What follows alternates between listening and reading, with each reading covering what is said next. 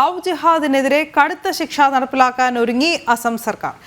ജീവപര്യന്തം വരെ ശിക്ഷ നൽകുന്നതാണ് പുതിയ നിയമം. ലവ് ജിഹാദ് തടയും എന്നത് തെരഞ്ഞെടുപ്പ് കാലത്ത് നൽകിയ വാഗ്ദാനമെന്ന് മുഖ്യമന്ത്രി ഹിമന്ത ബിശ്വ ശർമ്മ വ്യക്തമാക്കി. ഗൗതം അനന്തനാരായൺ ചേരുന്നു വിശദാംശങ്ങൾ നൽകാൻ. ഗൗതം, എന്തായാലും ബിൽ പരിഗണനയിലാണ് എന്ന് മുഖ്യമന്ത്രി പറഞ്ഞു കഴിഞ്ഞു.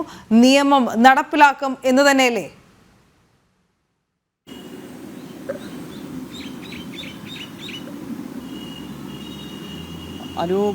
ലവ് ജിഹാദുമായി ബന്ധപ്പെട്ട് ശക്തമായ നിയമത്തിലേക്ക് കടക്കുമെന്നാണ് അസം മുഖ്യമന്ത്രി ഹിമന്ത ബിശ്വ ശർമ്മ ഇപ്പോൾ വ്യക്തമാക്കുന്നത്. അടുത്തിടെ ഉത്തർപ്രദേശ് സർക്കാർ ലവ് ജിഹാദിന് തടയിടുന്നതിന് വേണ്ടി ശക്തമായ നിയമം യോഗി സർക്കാർ നടപ്പാക്കിയിരുന്നു. നിർബന്ധിച്ച് മതം മാറ്റുന്നതോ അതല്ലെങ്കിൽ പ്രണയം നടിച്ചുള്ള മതപരിവർത്തനം, തടവ് ശിക്ഷ ഉൾപ്പെടെ ലഭിക്കുന്ന നിയമമാണ് ഉത്തർപ്രദേശ് സർക്കാർ അടുത്തിടെ പാസാക്കിയത്. ഇതിന് പിന്നാലെയാണ് ഇപ്പോൾ BJP അധികാരത്തിലിരിക്കുന്ന മറ്റൊരു സംസ്ഥാനമായ അസോമിലും സമാനമായ ശക്തമായ നിയമം, അതായത് ലവ് ജിഹാദുമായി ബന്ധപ്പെട്ട പരാതി ഉയരുകയും അത് പ്രണയം നടിച്ചുള്ള മതപരിവർത്തനമാണ് എന്ന് തെളിയുകയും ചെയ്തു കഴിഞ്ഞാൽ അതിന് ജീവപര്യന്തം തടവ് വരെ ലഭിക്കാവുന്ന ശിക്ഷ, ആ രീതിയിലേക്ക് കാര്യങ്ങൾ എത്തുന്ന ബില്ല് സമീപകാലത്ത് തന്നെ പാസ്സാക്കുമെന്നാണ് മുഖ്യമന്ത്രി ഹിമന്ത ബിശ്വ ശർമ്മ ഇപ്പോൾ വ്യക്തമാക്കുന്നത്. അടുത്തിടെ ഈ പോളിഗാമിയുമായി ബന്ധപ്പെട്ട് ബഹുഭാര്യത്വം തടയുന്നതുമായി ബന്ധപ്പെട്ട ബില്ല് അസം സർക്കാർ പരിഗണനയിൽ കൊണ്ടുവന്നിരുന്നു. അതിന് പിന്നാലെയാണ് ലവ് ജിഹാദ് തടയുന്നതുമായി ബന്ധപ്പെട്ട ബില്ലുകൾ കൂടി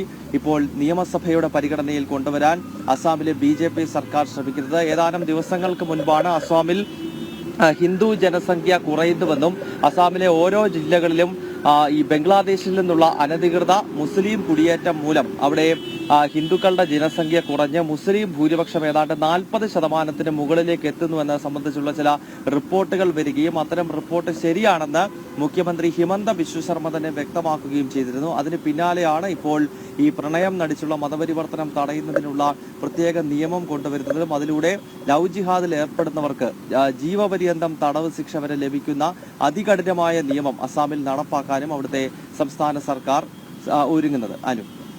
ശരി, ഗൗതം അനന്തനാരായണനാണ് വിശദാംശങ്ങൾ നൽകിയത്.